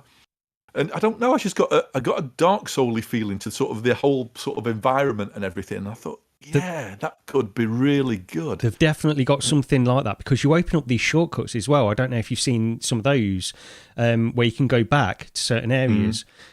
So it's got that Dark Souls kind of opening up shortcuts. Even though it's very linear and you're generally just progressing anyway, you can still open up these shortcuts to different parts of the levels, it seems, anyway, from the part I played last night. So... I think it's great. I really do, and hopefully it's going to continue to get these patches, because it's not perfect, but for what among the giant VR games that we've got at the moment, this is one of my favourites out of all of them. Yeah. I mean, I have been back into Batman recently. Yeah, and it had me thinking like, I'd forgotten how good a game it actually is. It's a bit bizarre, it's just a shame that the bugs at launch put me off. I think that was the downside there for me. But this is, I think you're right. It's definitely a better game. That I way prefer it to Metro. Oh, it's This one I actually want to play. I don't want to play Metro. Yeah, exactly. It's really good. I mean, I think it was PD's Quest 3S at the RCM. I had a go on it as well. And I think I shocked PD because I took the headset off and he goes, "What do you think?" I go, "That's really impressive." Yeah. So it was impressive for a Quest 3. I think PD thought it was a bit shocked, but actually thought it was decent. They seem to have done a good job on all the platforms. Now now it's been patched and everything. It was unfortunate they did not wait. They should have held off giving those early access reviews out to the people that did. They should have waited until that day launch patch was there. Yeah, I don't think that it was a matter of a couple of days. It was literally a couple of days, wasn't it? The thing is, the coverage of those early ones was, some people really sort of, I mean, I don't want to say laid into it, but they were more critical of it because I think it's difficult. I understand, like they were saying, like GT, for example, I can only review what I've been given. Yeah. And I understand that. I can sympathise with that, definitely. And I think other people were taking into account what the devs sent along with that email, saying that, look, we know these are known bugs, they're going to be fixed in these patches. And I think there's one thing with that, but you can never, how do you completely trust the dev to completely, you've got to mention it. I think you've got to mention that in your review either way. Yeah. But this is what I'm saying. It was a mistake on the part of the developers. Yeah, it was a case of 2 days. The people who got early access literally got it 2 days before. Before launch. They should, for those 2 days, if they knew that patch was going to be ready, they should not have sent the game out. I know, but then the problem then is that they're battling against all of this negative impressions, because why haven't people got review keys? Oh, this is a bad sign. You get this constant narrative as well going on. You would have been getting that up to the point the game came out, at which point people would have played it and had gone, look at some of the 180s some people have done. Yeah. There's people out there who've put out apology videos. That's the difference. It shouldn't. Yeah, I mean, I agree with that. I just feel a little bit like people jump on this idea of if content creators have not got a key a week in advance, then the game, it's a bad sign. And you see it on Reddit all the time, and people are saying, "Oh, it's a bad sign. They've not got keys. This is going to be a disaster." And it's difficult to. I guess it's difficult if you're a developer and you're seeing that pop off all over the place. They've got to be thinking, just be patient, or we can get this key out and provide a definitive list of what's going to be fixed in day one. And I'll go back. I agree. I think the content creators that get that list, they've got to mention that list in their review. but they can't rely on it 100% because they don't know. They don't know what's really going to happen. Yeah, it's a tough position all round, I think. But I think it's staying so rigid to these release dates, and they're under all of this stuff where they've got all the marketing machine has been built up over the course of weeks and stuff, and they know they can't delay it anymore because it's going to cause so many other problems behind the scenes. And but it shouldn't happen. And I agree. We spoke about it on Discord, haven't we? Quite a lot about every game that comes out now. It's a day 1 patch, it's a day 3 patch. There's a day 7 patch coming, and it just seems to be the norm that they. And I do sympathise with the devs kind of more than what I used to on this. With them getting the game out, perhaps they don't want to deadlines. They've got to get this game out, etc. And it's one of them. I'd love the game to be perfect. I mean, I've been playing indie. I've had no issues. It's like, well, why can't VR games be like this? But when they're bringing them out on 3 platforms as well, they've got all that to contend with. And I mean, I've loaded up the patch this morning. I spoke to Roger, so I've got to sworn I downloaded this last night. So it's 25 gig on the Quest 3. And I've loaded it up since I came off playing with Roger earlier. And it does tells you the build, and it tells you the date. And it said like 12th of the, whatever month we're on, 12th of the 12th. So I've definitely got the update now. And I did go in as far as that tower and played it and died. But it's running fine. And I'm not really having any issues at all I can think of. It's running at a constant 72 FPS. I tried it with OVR. Is it OVR metrics? I can't remember what it's called. And it was showing 72 frames, so I can't see it that it's coming in for any reprojection. I do like the collision on it works really well with the daggers. You can smack the daggers together and it sparks and makes sounds, and they've included little things like that. But I said to Roger, I'm not keen on the combat. I can just like chuck a knife and kill someone. And he's like, well, yeah, you need to get further into the game because you won't be able to do that when they've got all this armor on. Yeah. But I'm going to be playing that over Christmas as well. Not reached the Behemoth yet. Like I said, I've only just got to the tower, but it's one I want to go back into and play. It looks lovely on the Quest. It plays really well. I've got no issues with it. Yeah. It's worth your money. I think it's one of the definitely. It's a good one, definitely. And I think that's what we've got for everything we've been playing. I did just want to shout out Camouflage Games and say thank you very much for the emails we got and the follows on Twitter. That was unexpected. And it just goes to show that some of the people, some of the companies out there do actually sort of listen to us at times. And congratulations on Game of the Year as well. So yeah, drop that one in there. It's deserved though, isn't it? It's good. It is. I mean, you could see that coming a mile off as well. That I think about all the games that were in that list. It had to be Batman. There would have been backlash if it wasn't. We've still got one to go, haven't we? There's still aliens to go, but we will see. So news, Gary, you put this one down. Android XR. This has been covered, I think, by Upload and Road to VR and everything. And is it Lynx, Samsung, and Sony are doing Android-powered headsets? Yeah, by the looks of it, and the Samsung one is going to be the first one. I don't think they've given a release date or anything, but I think 2025 is pretty safe for at least an announcement. An announcement of a finalised product, because what they've shown at the moment is Project Moohan, which is like an early version which is using this Google Android XR operating system. So this is AI powered. It's powered by this AI which is called Gemini.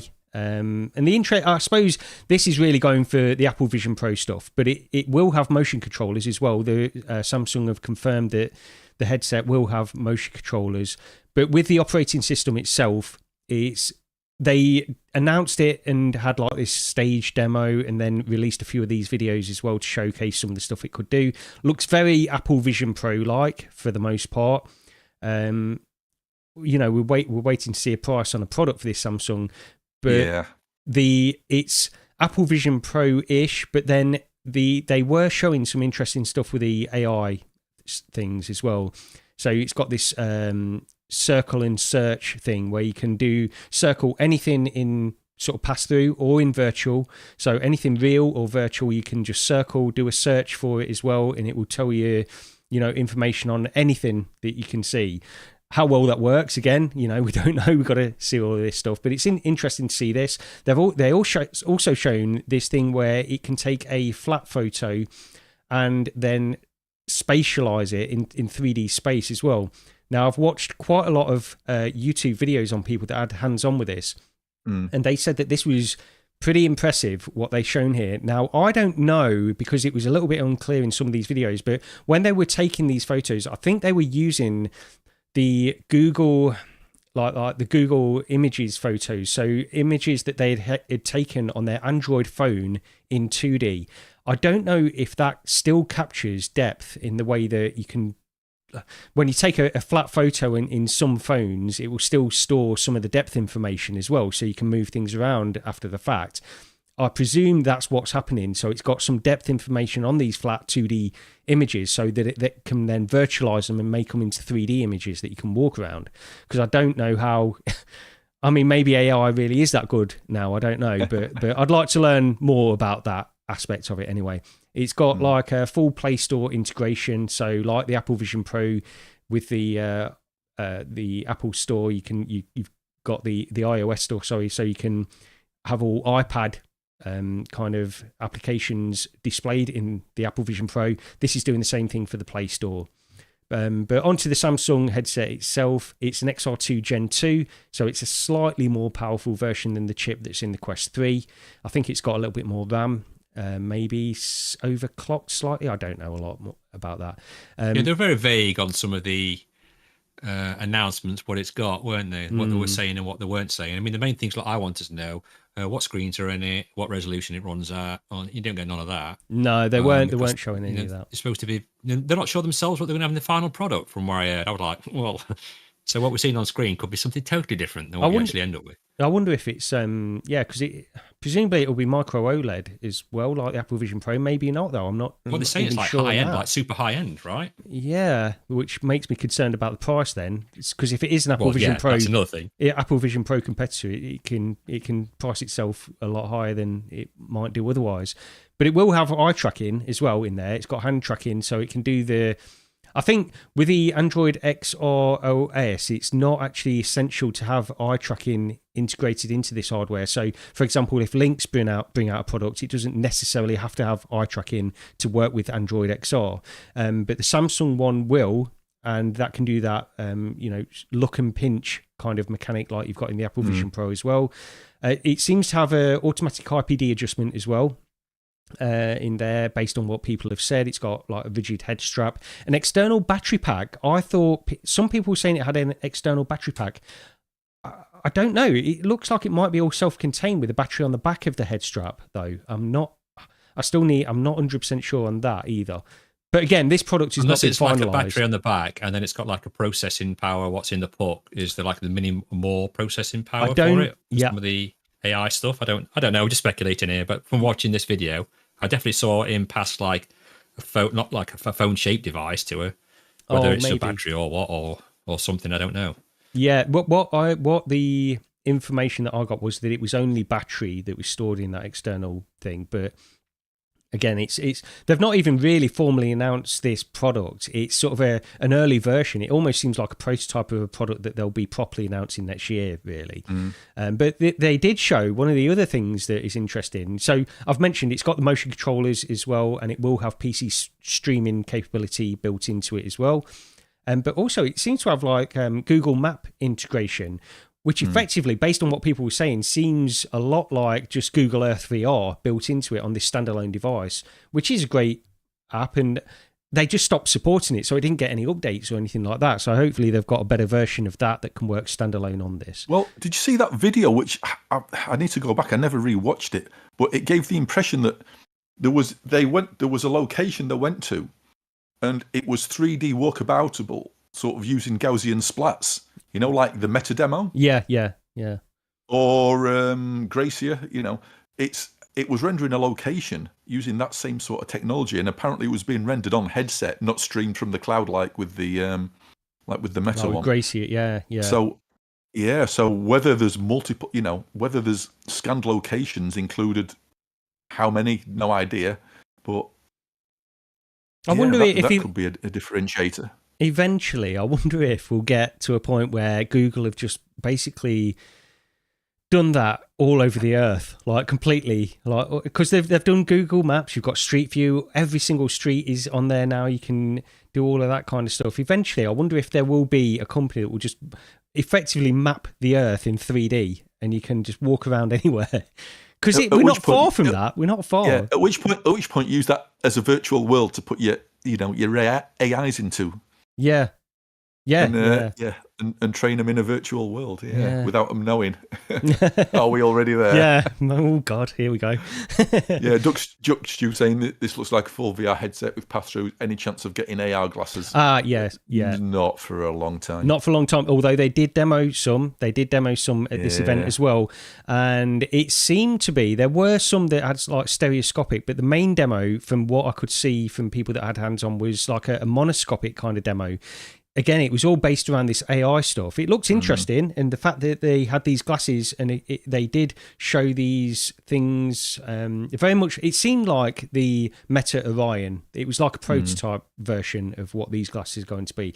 It's, I won't get into it all because there's many videos out there that have gone through all of this anyway, if you are interested. And I've not had hands-on, so I can only give sort of third-hand information on. Well, fingers crossed that Gary gets some sort of access that we can jump on his coattails to, Rog, and then we can go and maybe try one of these out when they do come out. I do have to try not to giggle at Michelle's comment saying partnering with Lynx. That's a system seller. yeah, I'm still waiting for my refund. I'm not going to say anything about Lynx. Well, I've done enough already. This has got to be good news, though. The fact that Lynx are partnering with them now, because for me, because I might actually get a refund, because if they've got Google, some kind of Google investment or something, then they might have some money. And also, they don't want any bad publicity as well. So if they're, I don't know, we'll see what happens. That's something I was going to mention, because PD had his Meta glasses, didn't he? The what do you call them? The Ray-Ban things. Yeah. And Duck Future said, I really want something I can wear without anyone being the wiser. Now, a lot of that footage you showed earlier from the Retro Computer Museum was what PD took using his glasses. Now, Meta have always gone on about, there's an LED on there, so you can always tell if somebody's recording video and blah, blah. You know what? I went through that entire day, and not once did I even think that PD was recording video. No, it just never occurred. I never saw an LED, nothing. There was no indication at all. So it was on there, by the way. I am saying that it was on there. Yeah. Just show I'm not complaining. When I was walking around, I mean, I didn't know he was recording me. Yeah, I mean, I knew he had the glasses. I assumed he'd be taking video. That's not the issue. But it was the fact that Meta make this big thing about you can tell if somebody's recording video because you'll be able to. I never noticed it once. I never noticed a recording LED once during the entire day. If PD's around, you've got to assume you're being filmed one way or another. Anyway. But yeah, anyway, that's Android XR stuff to look at next year and see what happens with this headset. I don't think it's something that it'll be in my price range. I don't predict, but you never know. We'll see. Go on. Valve's latest round of leaks. As I think Brad was the one to. Was he the one to leak it? I have no idea. Well, you can make that assumption, but yes, he was. Yeah. Yeah. Him and his covert leaking team. Yeah. He's always on it. Yeah. Yeah, go on. I can't remember who posted it in Discord. I think I saw it might have been Odin who I noticed who posted it in the Discord first. It was saying that the files for the Deckard controllers, apparently called Roy, had been sort of like left in the latest Steam version of Steam what had been pushed out. So I went into my Steam folder, and sure enough, there they were. I should have rendered some images out, really. I think I rendered one and put it on Discord, but people were doing it anyway. And so the actual 3D files, or for various versions of the controllers, are in there. Is there 3 or 4 versions? There's one with a tracking ring, then a couple without tracking rings. Yeah, they're very touch-like, aren't they? Yeah, they are. There's some big differences which sort of point to what this device could be anyway, I think. So I'm showing the rendered image of what was being shown a lot, really. So it's showing these controllers from the front and then from the top view as well. And what they've done is they've included a D-pad in these. These are the Roy controllers, it seems to be. They've included a D-pad on the left controller, then they've moved all the buttons over to the right controller. So you've got A, B, X, Y over on the right controller, like in a traditional gamepad layout, really. And then you've also got an extra bumper above the trigger on these controllers as well. So this is making it far more like a gamepad. Yep. And I think that points to the fact that this device has got to have some kind of feature where it wants you to play flat games in VR as well, providing this huge screen. It's got to be that, as well as using it for full VR if you want to as well. So it sort of makes sense to move all the buttons over to one side, because the amount of times it's like your left thumb generally is on the left analog stick controlling your movement in it. Yeah. And it's like, which means that if you want to access those two buttons on there, you've suddenly got to stop moving. Your thumb comes off it, you have to press something, your thumb goes back on. Yeah. Whereas on the other side, you've got access to 4 buttons and movement as well. And yeah, you're right. It's the parity between those and a joypad now is just like basically 100%. 1-to-1, yeah. Yeah, it's 1-to-1, especially with the bumper buttons as well. So yeah, it'll be interesting to see. But I think you're absolutely right. There's going to be some sort of, if they do come out with a new headset at some point, there's going to be a big feature of playing flat games in your headset, simply because of the way those controllers are designed, and especially with a D-pad on it. Yeah. From a legacy point of view, though, you do think there's certain things that you have to do in your left hand or your right hand with these buttons, and you think, well, they could sort of substitute the 2 right buttons. Like developers, they could map in, like Valve, for example, could map in just some kind of emulation functionality where you could map in the 2, like the right and the bottom to the D-pad for those buttons. If on older games or something, because it won't make sense in certain things. For example, if you're holding a gun in your left hand and you need to reload, and the reload is what used to be a button on that side, you'd still need to push a button on that side rather than push a button on your right controller, because it won't make sense. So I think that you could substitute a D-pad to do that, but they are going in this direction, and I don't know the effect that it will have on all of these older games. Necessarily, unless there is some sort of built-in emulation just to substitute the D-pad areas for 2 of the buttons or something like that. I don't know. We don't know exactly what they've got planned with this, but I think the reason we don't talk a lot about the Valve stuff, or at least I don't mention it or bring it up in the document or anything like that, is because we don't have any concrete information. There's a lot of stuff that is going on in the code and things like that, and a lot of it is speculation, which you can go round and round in circles on. But this is different. This is in the Steam VR drivers. This is something that we know is real. So it makes a lot of sense. And I know the other stuff is real as well. It's in the code, but this is more tangibly real, I suppose. Yeah. I mean, the list leak was absolutely crazy, because this just wasn't the 3D models there that might just be in the interface or something. There was a full-on master Blender file that you could just open, because if you want, you could literally download Blender from Steam for free, go into your Steam folder, load up the Blender file, and you've got like a full-on render of it. It's like, this is crazy. And apparently there was actual information about the people who'd create or companies involved, like within that file as well. So somebody made a massive, massive mistake. Yeah. Or did they? Or did they? I'll just quickly mention talking about it, and everybody else has been talking about it. I'll just quickly mention this Ibex controller as well, which is basically a Steam Deck controller, just mashed together without a screen. That's what it looks like. This is probably set in stone as well. I think this is a real thing. This is something that people if you follow the Steam Deck community, this is something that people have been asking for a long time. I think this is going to happen as well. It's a Steam Deck, really. It's a traditional, like an Xbox or a PlayStation controller, but then you've got these extra touchpads. This is designed for sofa, like living room based gaming, but you still get access to the touchpads for mouse control and things like that, like you do on the Steam Deck. It's 1-to-1 mapping for a Steam Deck. So I think this will probably sell, because what you can do, you can dock your Steam Deck, play it on the TV, but if you're playing with a traditional controller, you've not got access to those extra things necessarily, like a left and right touchpad, although you can sort of do it with a PlayStation controller anyway. But yeah, I think this is definitely going to happen as well, and that's what makes me think that the Roy controllers are probably more or less, I don't know, finalised is the word, but they're probably going to happen. Yeah. I mean, the first thing when I saw this controller was, that looks like me. Now, what I mean by that is, it looks like 2 popping eyes, a nose, a mouth, and 2 red rosy cheeks. when I was playing Starship Troopers with Rog. that's what my brain looks at that. Goes, that's how you look like that when you were playing Starship Troopers, running around doing that workout. You're a very good-looking guy, actually, aren't you, Lee? I've just looking at this controller, I'm thinking that is a good-looking bloke. My cheeks are that red. Yeah. Oh, yeah, PD just pointed out it'd be great with UEVR because I'm always swapping to the Xbox controller because I need the directional keys. Yeah, good point.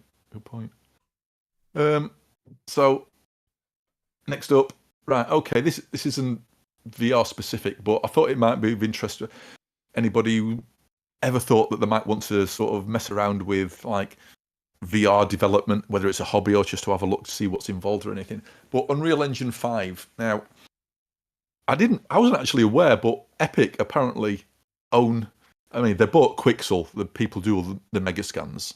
They had their own Unreal Engine marketplace, but apparently they also own Sketchfab and ArtStation as well, which I wasn't aware of. And recently, they've basically combined all those stores, so Unreal Engine Marketplace, Quixel, Sketchfab, and ArtStation, into a single store it's just called Fab. And I think it's just fab.com. Or you can access it through your Epic Store, Epic Games Launcher. Now, up until recently, because Epic had bought Quixel Megascans quite a while back now, they've basically given you access to all those scans for free to use in your Unreal Engine projects. Gratis, as long as it was an Unreal Engine product, you could use it. You didn't have to pay anything for those assets. Now, with the advent of this new store, things are changing. Any new mega scans or any assets what people put on there is going to be a paid asset. However, there's currently 18,000 Quixel mega scans, the ones what you could previously have for free. If you go onto fab.com or go there via your Epic launcher, you can sign in using your Epic account, and there's a single button press to add all those 18,000 assets basically to your account, so you can have them. You'll still continue to have them for free.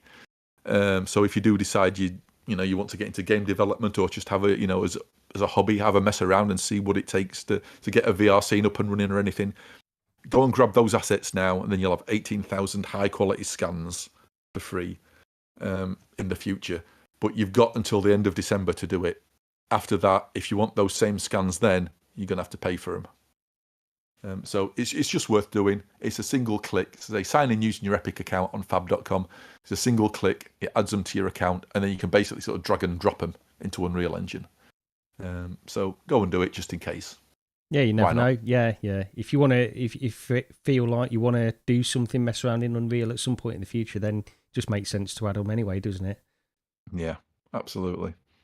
And those, say, the Quixel Mega Scan stuff, you'll have seen a lot of that stuff in AAA games you played. A lot of the big companies use it because there's some of the sort of highest quality scans out there. And I think that's it for the news. Couple of upcoming things which we've mentioned before. Oh, dear me. So, Alien Rogue Incursion is out next week on the 19th. I didn't put the date down. I think it's the 19th. It is, yeah. And I know some people have got access to it because I know Brian Paul on Without Parole had mentioned it when he was talking about it with Miles Dyer because some weird thing came up. Yeah. Because the trophies are publicly listable now on PSN profiles or wherever it is. And some of them are saying, you get trophies for finding or completing so many things in part 1. But only part 1 is ever mentioned. It doesn't mention part 2, 3, or 4. So all of a sudden there's this speculation of, is this part 1 of a game? Are the trophies just mislabeled? It's a bit weird. But I guess we'll find out. If they don't have a trophy for they mostly come at night mostly, then I don't want to play the game. Yeah. You'd think they'd go full out on all those cliches, wouldn't you? Yeah. But yeah, that's out on the 19th anyway. We haven't. Steam, is it Steam and PSVR 2? It's not Quest. Yeah, it's later Quest for Quest. One got delayed, didn't it? Yeah, that's right. I think the end of January, towards the end of January. So So yes, it's publicly known that there are people out there who've got access to it. We haven't had access to it, so we'll probably have to pick it up. Someone in the chat may have had access to it. We don't know. They may have had access to it. One thing I would like to know if it's native frame rates on PSVR. Yeah, it's like, can somebody just quietly slip I would love to know that. And tell us if it's reprojected or not. It would, please. that will affect purchasing decisions. It will, absolutely, definitely. And the other one again is Aces of Thunder, and I think everybody knows about it now. It's been delayed again until 2025. It's a shame, but I think we're in a situation now where things are going to get delayed because developers are seeing what happens when they don't delay games and they put stuff out and it isn't finished. And I think the community is getting slightly annoyed at this point. So if you need to delay it and you're in a position to be able to delay it, it's probably a good move. Definitely, yeah. Like I say, from what I was saying before about Behemoth, it felt like a bit too late for them, all the marketing and stuff. But in this case, it feels like they've got more runway, excuse the pun, to delay a game. And the thing is, as well, what I'm noticing is the community's like way more forgiving now for delays. That's the thing. If you delay a game, it's like, fine, delay it. We'll get it when it's done. We want a finished game. So if you got like you were saying, Roger, if you've got the opportunity to delay a game, delay it. Just delay it. Because, it's like when it comes out, isn't it? It's like, look, we all know then. Look, we've got some issues. We need to sort them out. We don't want to release the game now like this with these issues. We want to fix it to make sure you've got a good quality product. I'm like, all for it. Yeah, postpone it. That's great. Get them issues sorted. I'd sooner do that than release it and then go, day 7 patching coming. Yeah. Are you? Is this on PC as well? This one it is, isn't it? I think it is. That was a surprise. That was a surprise, wasn't it? Because we thought it was PSVR 2 only originally. Yeah. And then they announced it for PC as well. Yeah. It looks really nice. I think I said this last time when it showed up. I was like, "This is the first time I'm seeing this video, and it looks amazing." Yeah. I'm definitely tempted by this one as well. Yeah. On a slight. I'll even run this in reprojection just to play it. Yeah. Sort of slight tangent. The people who do all these games is it the same people in it? Will the Tanks and all that sort of stuff. Yeah, I think they do War Thunder. Is it War Thunder as well? Don't they? War Thunder and all that sort of thing. Yeah. I'd look at. There's a beta for a thing called it's in 2D. It's a flat game. Same people called Steel Hunters, where you're playing like teams of 2 with like big robot sort of big mechs. And it's like there's like I think 6 teams on a map against each other, 6 teams of 2 against each other, and the beta for that's on at the minute. That's free to play on Steam, and it's like I've never really played any of their games before. I thought, I'll jump into that because it's like the beginning of that. The beta's only just come out, so I'll have a look. And that's not bad. It's worth a look. But I did sort of think, big mech game in VR like this would have been, it's like Hawken. Give me Hawken. Yeah. Anything else apart from there's finally a request for Rog from Lee?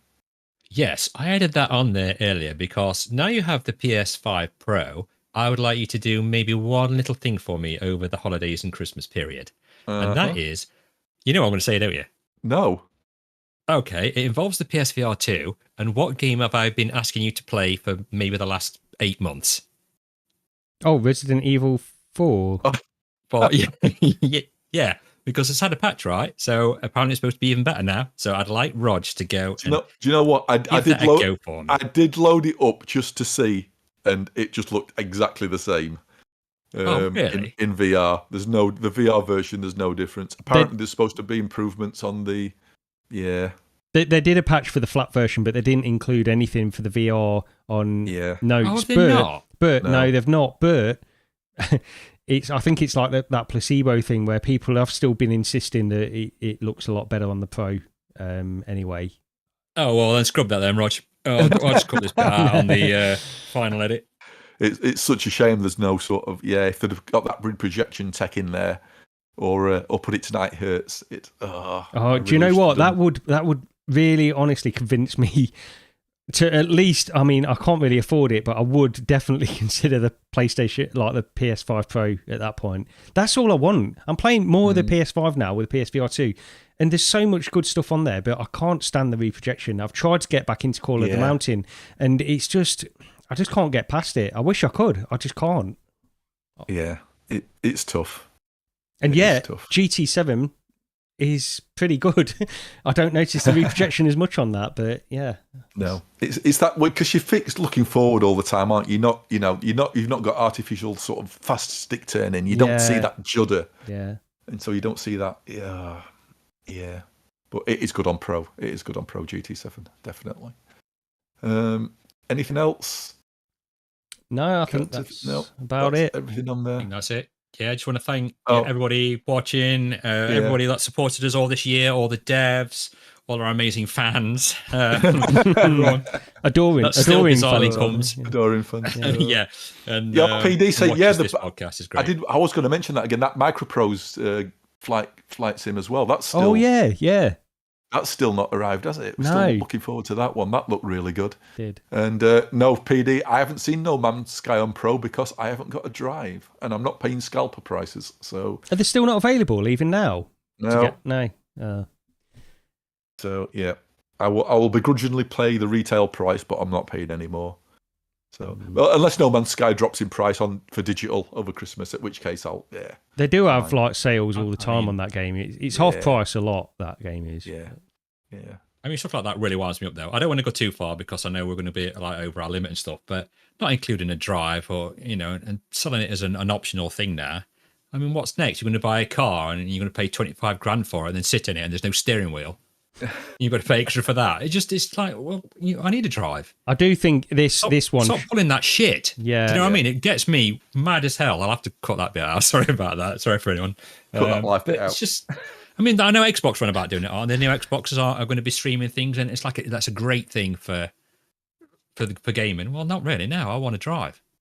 I reckon it points. Goddamn drive. I reckon it points towards what PlayStation 6 is going to be, and I think it's going to be cloud stuff. Yeah, well, I think it's just going to be digital only PlayStation 6, but I do think that this one, I think the Pro should have had a drive in there because that's sort of put me off as well. If I was considering one, that would put me off because I've got a lot of games that are on disc. My son's got a lot of games that are on disc. It'd screw us over, really. But it's annoying. I think most of the stuff I've ended up with digital copies of anyway, either because of like that PSN subscription where they're giving the same stuff away. It's just No Man's Sky that I'm sort of stumped on because I picked up a disc version for like £10 ages ago. So I don't really want to spend a lot of money on it on a digital version of it. So I'd definitely like to try that on the Pro, but I can't justify it just for that. That's the problem. Yeah. So is that it? Think so. Yep. Merry Christmas, everyone. Have a good one. Yes. We'll see you. Absolutely. When are we back? Happy holidays. Right. We won't know. It'll be sometime in January anyway. I was thinking because this one we were late, weren't we? Yeah. I don't know whether we go for the 4th maybe or something to get back to the first of the month. First Saturday of the month. Yeah, maybe. We'll have to find out. We can if there's no news, we can do as general sort of like our top 3 picks from the year, what we normally do. Yeah. So. Yeah, definitely. Yeah, I mean, and if I'm not a professional bodybuilder by the beginning of next year, then I'll be back and we'll see you then. Absolutely. You're going to be the Batman in real life. He will be. I'm Batman. I'm Batman. That is for sure. So thanks to everybody who spent time with us this Saturday. Thank you for listening. Really appreciated. Thank you very much. Happy holidays. Merry Christmas, and we will see you next year. Cheers, everyone. See you next time. Take care.